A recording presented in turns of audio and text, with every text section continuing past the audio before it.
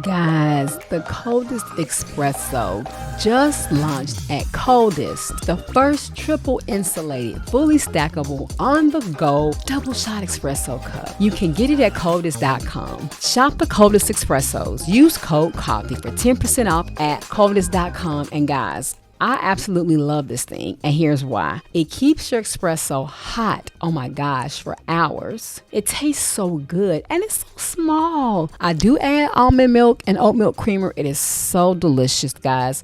You've got to get one for yourself. Trust me, you're gonna love it, especially if you're an espresso lover. Shop Coldest.com. Bye.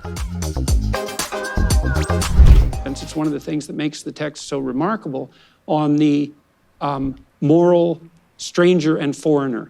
And so when the society is unstable and shaking in a variety of ways, it's often the moral foreigner who comes in with something wise to say. And I think that's definitely true of those biblical narratives, and it's very interesting that they point them out. But I think it's also true practically. It's like, it's not as if any of us, like, we want to have faith in our faith, and we need that because it keeps us together individually and it unites us socially. But then if we insist that if I insist that my faith, which is more like my pride in my own belief, is 100% correct, then I've confused myself with my faith. I've confused myself with Christianity, or perhaps you've confused yourself with Islam. And that's a big mistake because... So let me ask you both a question then, since we can talk about, by the way, one clarification before the question. I've never asked for violence, and that's an accusation, I think. I want to speak to that real fast. He said if you rely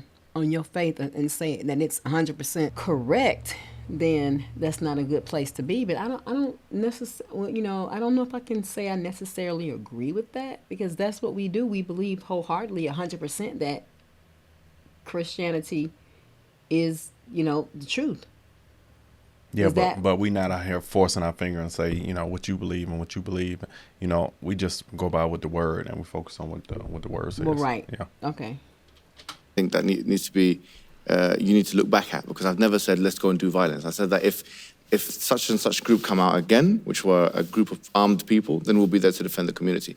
I've never said in my whole life, and I'll challenge anybody to find anything that's opposite from what I've just said. Now, that's one thing. Second thing I'll say is this, is that, and if it was a violence issue, if I did say that, what's happening with the Metropolitan Police? Why am I not behind bars? Why have there not been a single investigation? It is 210,000 people have watched the video. Unless the police have put their, fingers in their ears, or that they are, if you want to accuse the police of, negligence or incompetence, that's a different story.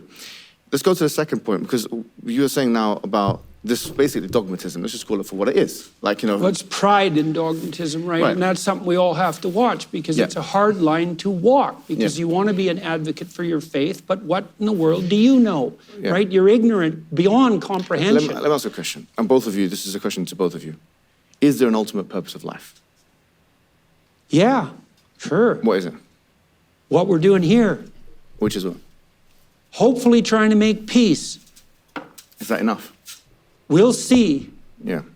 Because if it's better than the alternative. What's the alternative? Hell. Okay. Which we're toying with. I don't mean us. Well, us too. That's for sure. But things are shaky at the moment on many fronts, and we have this opportunity in front of us, all of us, to have a very abundant world, right, where everyone has enough, and maybe more than enough. And we're shaky about that. We're not sure that that's acceptable, and we're not sure everybody should have it. We're not sure everybody deserves it, and even ourselves. And we're retreating into our corners in some real sense, and we're not addressing the elephants under the carpet. And you can't do that. Like, the things we're discussing contentiously now, they make for rough conversations, but they make for a lot rougher streets if you don't talk them out. And you have to do that in a spirit of ignorance. Like I was hoping to come here today and listen, I talk a lot. There's my flaw, but I don't know how to feel the right way forward. I think part of it is, first of all, to find commonalities. We believe in the fundamental necessity of a uniting book across the Jewish, Christian, and Muslim faiths. That's not nothing. Like, that's a strange thing to insist upon, and yet we all seem to agree. We believe in a higher and purposeful unity, the necessity of that, and then also in the necessity of putting that above all else. And we also agree that we're not very good at that. But that's the hardest one to get, is that even if you do claim in some sense to worship the highest in this monotheistic sense, that doesn't mean you're very good at it. And that's a hard pill to swallow, especially when you're trying to also be a courageous knight of your faith, let's say. It's hard to be properly humble in the face of the divine, but that might be in some sense the proper command. I mean, the fact that Islam means submission is a reflection of that in some sense, right? Just remember who's God here and who isn't. And that's a very hard thing to keep in mind. So when I listen to you, you disagreeable character, I'm trying to separate out the wheat from the chaff, you know? Because there's no doubt I have many things to learn, as I learned to some degree. Honestly, I appreciate this part of, like, you know, I learned from your humility, honestly, the way that you come across. And once again, I do appreciate both of you coming here, you know, and I appreciate disagreeability as well. Like, what you've said there is good. I deserve the accountability, just like he does. I don't want to be a person who, you know, can't dish it out, who dishes it out but can't get it himself. I deserve it. What I wanted to say is this to both of you. I want to do a thought experiment, yeah? And so imagine you're going to sleep. I don't know where you guys are staying now, what hotel you're staying. You're watching my videos, you know, me with the masks and stuff like that before you go to sleep. Subscribe on the channel, whatever you do, yeah? And now you're, after you've, you know, put the dislike and done your negative comments, which I deleted already and put it in the trash, which is what you do as well with tweets, and, you know, we can talk about that later. But after that's all happened and you've gone to sleep, you both go to sleep now, right? You wake up and you find yourselves on a ship. On a ship, yeah? And people are eating food, people are drinking, people are this and that, and so things happening. Now, what would be the first questions that you would ask the people around you? Would you ask things like, how did I get here? Where are we going? Are these... Yeah. Those seem like the first two good... Those are good questions to ask in general. Where are we? Go. How did we get here? And this is where are we going? Beautiful. That's what I wanted to actually get to, because this is what Heidegger, you know, Martin Heidegger, he's a controversial figure in his own right. Okay, but he described this as the thrownness of life. Yeah. Because we're chucked into life. We're thrown into life, right? So the fact now that we're in this world, these questions that we would be asking if we were on a ship and we're just chucked on a ship are the same very questions, like you said, you know, that we would be asking if we were in this world. Where did we come from? Where are we going? I think if we can't get these two questions right, nihilism will persist. You're a nihilistic expert. You've spoken a lot about nihilism. I think if we can't get those two... He's a counter-nihilistic expert. I'm not a nihilist. If you want, ask what I think my purpose, the purpose is to be united with God. Okay, beautiful. Answer. Yeah, let's go. Okay, so from the Islamic perspective, it's this, right? First of all, ask these three questions. Where did I come from? Where am I going? And what am I doing here? What is the purpose of life? What is it? And the answer is, we came from a creator, okay? So we can approach this in whatever argument you like. I'm doing a PhD in contingency argument. You can do it anything you want. You can do it, for example, through the fact that the universe is regular and stable and uniform and possesses life. What's the best explanation for that? Is it knowledge or not knowledge? So we say it's knowledge, right? Or as we say, it's a creative capacity of some sort. We came from this creative capacity. We came from this knowledge force, right? So that's the first thing we say. We came from this force, this higher power. Where are we going? We're going back to the higher power, right? God. And we're going back to the higher power with our deeds, which we have to be responsible for, which is exactly, it's a hallmark of what you stand for. And that's, I believe, genuinely, that's why you're asking why are so many people listening to you. Because we reject original sin, with all due respect. Original sin says that one man, gave us a sin, the other man took it away. Basically, I mean, we're fallen creatures, and then Jesus, you got to believe in sola fide. You believe in whatever you know about Christian. I'm Orthodox, so I don't believe that. Oh, fair enough. Okay, fine. I don't believe in original sin the way you described it. Oh, fine, but that's fine. But fine, no worries. Eastern Orthodox, yeah? Yeah. Okay, fine. But the issue is that this... I didn't say I believed in it either. I just said that the concept of original sin is an expression of this problem that we're describing, which is that we're all burdened with something approximating, well, the thrownness and this ambivalent relationship we have with the atrocity of history. And that's worse, because if you study the atrocity of history with any degree of seriousness, you have to take account of the fact that people like you did it. And you might think, well, I wouldn't do it. It's like, yeah. No, I get you. I wouldn't be so sure about that. For sure. I mean, like, you know, you were talking about the kind of, you were talking about the suffering. And obviously one of the major sufferings is the Holocaust. I was reading the book, The Meaningful Life, Viktor Frankl, I'm sure you're aware of it, where he then produced logotherapy and all these kind of things. Mm-hmm. And it goes back to what Nietzsche said. You know, if you have a why, almost any how is possible. Mm-hmm. You know? Bearable. Yeah, if you have a why, almost any how is possible. So it goes back to, everything goes back to purpose. Logotherapy. Yeah, just, if you have a purpose, then everything is possible. That's why I think that you... Who do you say that? Nietzsche? I don't know. That's what he said. I think he said Nietzsche. If you have a why, anything is possible. Now, that's true. And you've mentioned that. You be like, you want this, but all the time. You said you got to do everything. You're going to do everything as it is, even if you don't have to do any of them things. Your why has to be strong enough. Yeah. And he mentioned about, purpose. And I heard what, the guy was saying about, what he asked, like, what do you feel like your purpose is? Like, why are you, here? And I think that's, God created men, human beings, to be able to figure out what that special thing is that he gave them to contribute to society to better it for everyone, while we give him the glory and we're thanking him because with him we know all things are possible. Mm-hmm. That's what I think a human's purpose is, because he created everyone for a specific thing. Everyone's DNA is different. So you have that special thing that no one else has to add to society to make it better. That's what I heard. That's why I was listening to that today. I mean, you weren't here for null and void. There's something about you that is a powerful gift.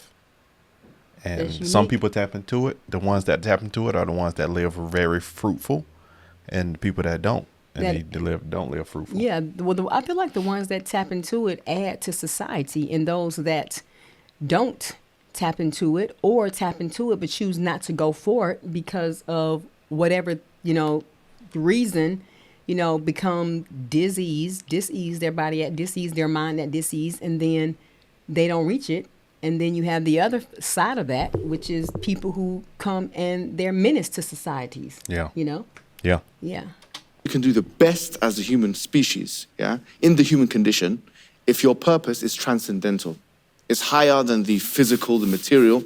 And for us, the purpose is mentioned in chapter 51, verse 19 of the Quran, which is, وَمَا خَلَقْتُ الْجِنَّ وَالْإِنسَ إِلَّا لِيَعْبُدُونَ. We have not created human beings and jinn except for that they may worship me.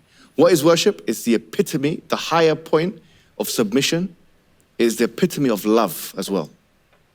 Jonathan has an interesting take on that too, that has to do with celebration, which I think is psychologically appropriate. Do you want to? I don't want to put you on the spot, but it's something I've been struggling to understand more. I've attended some Orthodox ceremonies with Jonathan and also on my own, and he's very perspicacious when it comes to describing the role of both worship and ritual, and so there's an element. Anyways, I'll let you continue with that. No, I agree. I agree that worship is also the manner in which we bind together, right? And so without something we celebrate together, then we don't. And so we have different levels of what we celebrate. We can celebrate in our families, the things that bind us, but ultimately that has to reach all the way up into something which is beyond. I think that's actually very powerful, And in fact, the very first lines of the Quran is Alhamdulillahi Rabbil Alameen, which is all praise and thanks belong to God, Lord of the worlds. All praise and all thanks. And this is a kind of celebration. Facts. This is a kind of praise. We agree that praising God at the highest level, celebrating God. I mean, the word hallelujah. Well, I would say in some sense, if we're doing that, well, there was some comments at the beginning about the importance of music. And you opened this event with music, and I've been beginning to open my events with music. And part of the reason that that's very much worthwhile and has to do with this drum beat that underlies everything is that music is a manifestation of something like the joyful spirit of harmonious play. And it's not semantic, right? It grips you and it sets the tone. I've heard you say something before about this. You said that music was impervious to refutation. It's impervious to rational. The meaning of music is impervious to rational criticism. Yeah, and I think that was a very powerful way of putting it. It's something, man. It's something to know. And so with the musical manner in which the Quran is presented, a major part of that is the music. And the music speaks we know the music speaks of layers of patterned harmony, and you talked about the individualism of the West. Yeah. And I think that there's a flaw in that particularized conception that needs to be addressed by something that's more approximating a communitarian ethos. And I think you can understand that relationship to music because, look, to some degree, the three of us can sit on stage and everyone in the audience, we can be comfortable at the moment psychologically. Yes. So we're not too anxious and we're kind of engaged because there's a certain degree of playful harmony that we've established. Especially with him now. Yeah. So there's some my some dark secrets about there's my some violence. fractiousness, right? Yes. But we're able to integrate that, and so that means we can remain calm. And so one of the things that indicates is that part of our ability to remain calm and focused is dependent on social integration. So you have to ask yourself, well, could you be sane if your marriage was insane? Could you be sane if your relationship with your children was too fractious? Could you be sane if you had no friends, if you didn't integrate yourself into the community and maybe the state and then maybe a higher vision? And as far as I can tell, the answer to that is no, you can't be sane by yourself. Right. It's not merely a matter of psychological integration. It's not merely a matter of the isolated individual. And of course, we understand that in the West, although perhaps not as well as we should formally, because we'll punish criminals, for example, by putting them in solitary confinement. And yeah. So I was going to say real fast, adding to the piece of purpose, I like how,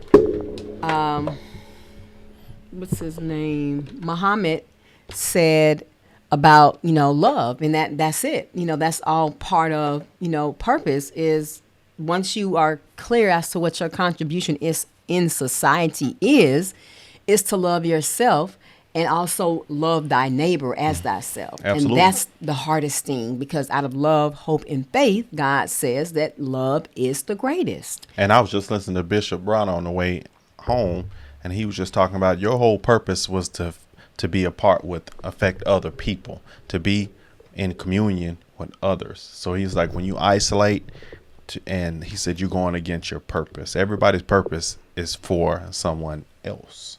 So, and I was gonna say that's why so many people suffered during the time of the Big C is because many people who didn't realize they needed other people and they thrived off of the socialization and the interaction with others.